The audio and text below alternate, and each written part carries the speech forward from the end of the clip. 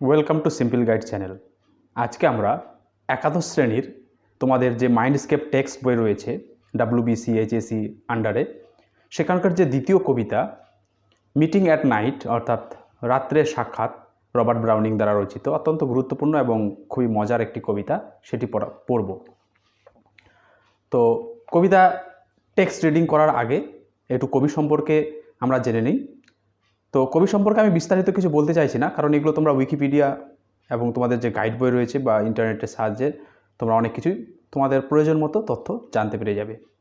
Robert Browning মূলত বিখ্যাত তার ড্রামাটিক মনোলগ এর জন্য। ড্রামাটিক মনোলগটা কি, যে তার কবি তার যে রচনা, তার যে কবিতা রচনা, সেখানে একটা বিশেষ নাটকীয় ভঙ্গি আমরা পাই। কীরকম নাটকীয় ভঙ্গি? তার যে স্টোরি টেলিং অর্থাৎ গল্প বলার ধরন, যেন মনে হচ্ছে কেউ বলছে কেউ শুনছে, অর্থাৎ একটা স্পিকার এবং একটা শ্রোতা, এরকম একটা উপস্থিতি আমরা উপলব্ধি করতে পারি তার কবিতার মধ্যে, যেটাকে বলা হয় ড্রামাটিক মনোলগ। এজন্য তিনি অত্যন্ত বিখ্যাত। তিনি একাধারে কবি ছিলেন এবং নাট্যকার ছিলেন। তো তোমাদের মাইন্ডস্কেপ টেক্সট বই কী রয়েছে কবি সম্পর্কে সেটা আমরা পড়ে নিই। তারপর মিটিং অ্যাট নাইট যে তোমাদের কবিতা রয়েছে মাইন্ডস্কেপ টেক্সটে দেওয়া, সেই কবিতার লাইন বাই লাইন আমি বেঙ্গলি মিনিং সহ রিডিং পড়ব, সাথে গুরুত্বপূর্ণ ওয়ার্ডগুলোর ওয়ার্ড মিনিংও তোমরা পেয়ে যাবে, স্ক্রিনে আসবে। এবং সবশেষে গুরুত্বপূর্ণ এসএকিউ এবং ডেসক্রিপটিভ কোশ্চেন্স, এমসিকিউটা দেবো না, এমসিকিউ তোমাদের টেক্সট যদি ভালো করে পড়া থাকে তাহলে তোমরা পেয়ে যাবে। এসএকিউ এবং ডেসক্রিপটিভ কোশ্চেন গুরুত্বপূর্ণ। এখনও পর্যন্ত কী ধরনের এসেছে বা কী ধরনের কোশ্চেন এসে থাকে এই কবিতার থেকে, সেগুলো নিয়ে তোমরা একটা পূর্ণাঙ্গ ধারণা পেয়ে যাবে। তো ভিডিওটি স্কিপ না করে পুরোটাই দেখো, অত্যন্ত গুরুত্বপূর্ণ একটি কবিতা। তো স্ক্রিনে আসছে দেখো, মিটিং অ্যাট নাইট অর্থাৎ রাত্রে সাক্ষাৎ, লিখেছেন রবার্ট ব্রাউনিং। কে Robert Browning? Robert Browning 1812 to 1889 অর্থাৎ 1812-তে জন্মগ্রহণ করেন এবং 1889 সালে তিনি মারা যান। Was an English poet and play right from the 19th century. ঊনবিংশ শতকের একজন কবি এবং একাধারে নাট্যকার হলেন Robert Browning. ব্রাউনিংস major works include, তার বিখ্যাত প্রধান কয়েকটি কাজগুলি হলো দ্য লাস্ট রাইড টুগেদার, অত্যন্ত গুরুত্বপূর্ণ একটা কবিতা, খুবই মজার গল্প এই কবিতাটি। আমরা কলেজে যখন ইংরেজি অনার্স নিয়ে পড়ি তখন এটা ছিল, এই কবিতাটি খুবই গুরুত্বপূর্ণ, তোমরা এমনিতে পড়ে নিতে পারো। মাই লাস্ট ডাচেস, এছাড়াও মাই লাস্ট ডাচেস, ফ্রা লিপ্পোলিপি, হ্যাঁ, মাই লাস্ট ডাচেস, ফ্রা লিপ্পোলিপি, এগুলো আমরা মাস্টার্স করার সময় পড়েছি, খুব ভালো। তো the pied piper of Hamelin is a famous children's verse written by him. এছাড়াও the pied piper of Hamelin শিশুদের জন্য একটা বিখ্যাত রচনা তার।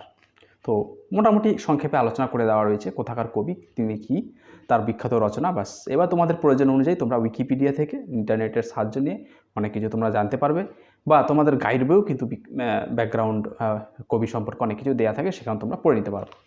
আমরা এখন কবিতা সম্পর্কে কি বলা হচ্ছে মাইন্ডস্কেপস টেক্সট বইয়ের নিচের প্যারাগ্রাফে দেখো, স্ক্রিনে দেখতে পাচ্ছ।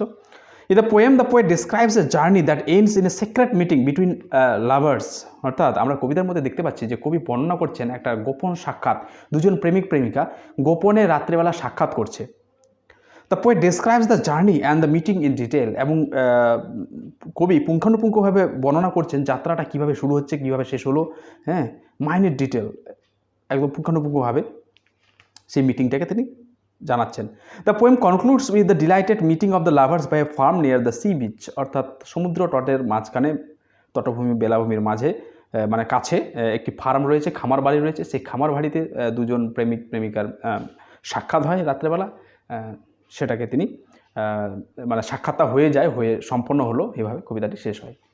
অর্থাৎ দেখব একজন লাভার তার বিলাভেডের সাথে সাক্ষাৎ করতে যাচ্ছে রাত্রিবেলা, অত্যন্ত গোপনে, সংগোপনে, এবং তার জন্য তাকে নৌকো করে যেতে হচ্ছে, এটা উপসাগরের মধ্য দিয়ে রাত্রেবেলা যাচ্ছে, কারণ এটা সিক্রেট, গোপন যেহেতু। এবং সেখানে একটা উপসাগর থেকে নৌকোর থেকে নামার পর আবার 3টে ফিল্ড পার হতে হবে, তার 3টে ফিল্ড অর্থাৎ 3টে প্রান্তর পার হতে হবে। প্রান্তর পার হয়ে সে একটা খামার বাড়ি পাবে সমুদ্র তটের ধারে, এবং সেখানে সে সাক্ষাৎ করবে রাত্রেবেলা। তো এরকম একটা পটভূমিকা।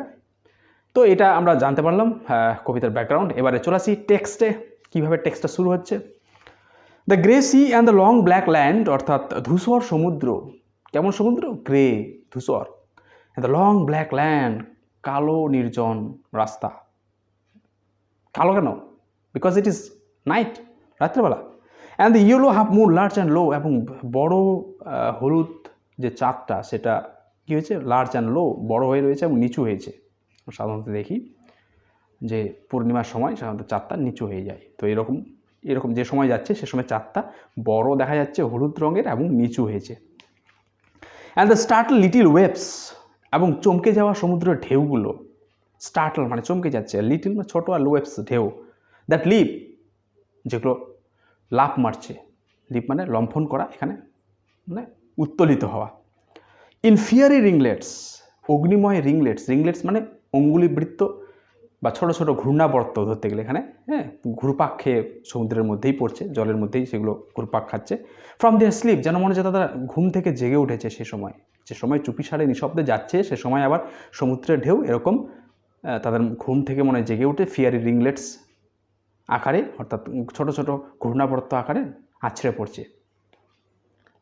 As I gain the cove with pushing prow, আর আমি যখন উপসাগরটাতে এসে পৌঁছালাম, মানে শেষ প্রান্তে এসে পৌঁছালাম, কোপ মানে একটা ক্ষুদ্র উপসাগর, পুসিং প্রো, পুসিং বলতে ঠেলে নিয়ে যাচ্ছে এরকম, আর প্রো মানে হচ্ছে নৌকা, ছোট, সেটা যেন তটভূমির দিকে এগিয়ে যাচ্ছে। And quench it speed in the slushy sand, এবং যেন মনে হচ্ছে যখন বালিয়াড়ি মানে কি নৌকাটা যখন তটে আসে ভিড়বে তখন কী হবে, জল থেকে একটু বালি চিরে আবার তটের দিকে আসবে, তো তখন সেমন মনে হচ্ছে যেন কোয়েঞ্চ ইট স্পিড, তার স্পিডটা তৃষ্ণা নিবারণ করছে, কোয়েঞ্চ করছে। কোথায়? ইন দ্য স্লাসি স্যান্ড, কর্দমাক্ত বালির মধ্য দিয়ে।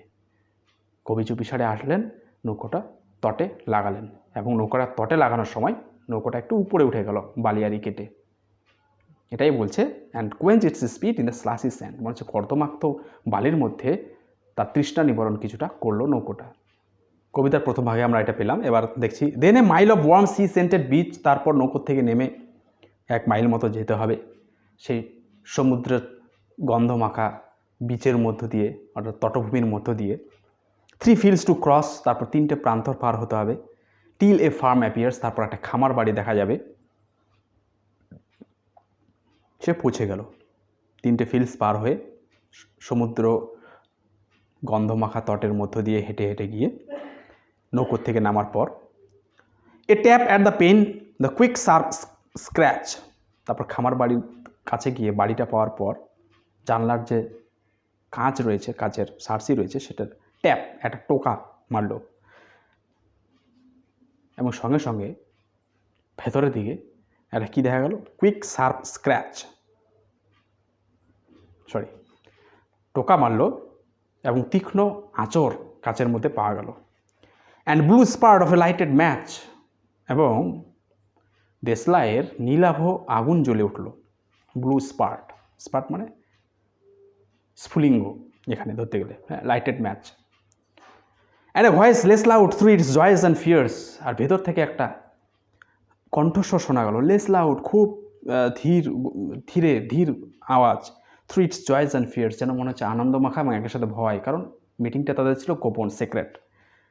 দেন the two hearts beating each to each, দুটো হৃদয় যে মিলিত হলো, তাদের যে হৃদস্পন্দন, সেই হৃদস্পন্দনের যে আওয়াজ, তার থেকেও মনে হচ্ছে খুব ক্ষীণ কণ্ঠস্বর ভেতর থেকে দেখা গেল। অর্থাৎ প্রেমিক তার খামার বাড়িতে পৌঁছালো, জানলার সার্সি বা কাচের উপর টোকা মারলো, তারপর ভেতর থেকে দেশলাই জ্বললো, নীলাভ আলো দেখা গেল, তারপর ভেতর থেকে একটা কণ্ঠস্বর ভেসে আসলো, খুব খুব নিচু স্বরে, যার জন্য বলছে এই দুটো হৃদয়ের যে হৃৎপিণ্ড, তাদের যে কম্পন আওয়াজ, তার থেকেও মনে হচ্ছে খুব নিচু স্বরে ভেতর থেকে কেউ আওয়াজ দিল, যে হ্যাঁ, বুঝতে পারলো যে হ্যাঁ, তার বিলাভেড, তার প্রেমিক এসে উপস্থিত হয়েছে। তো এইভাবে কবিতাটি শেষ হলো। অত্যন্ত গুরুত্বপূর্ণ এবং খুবই মজার কবিতা।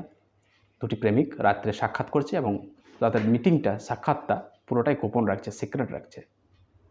এবারে এই কবিতার গুরুত্বপূর্ণ SAQ, short answer type questions এবং ডেসক্রিপটিভ কোশ্চেন্স আমি দিয়ে দিচ্ছি, তোমরা দেখে নাও।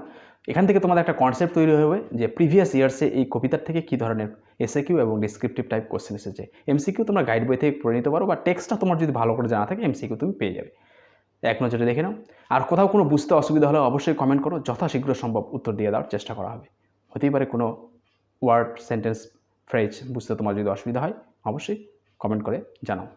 ভিডিওটি দেখার জন্য অসংখ্য ধন্যবাদ।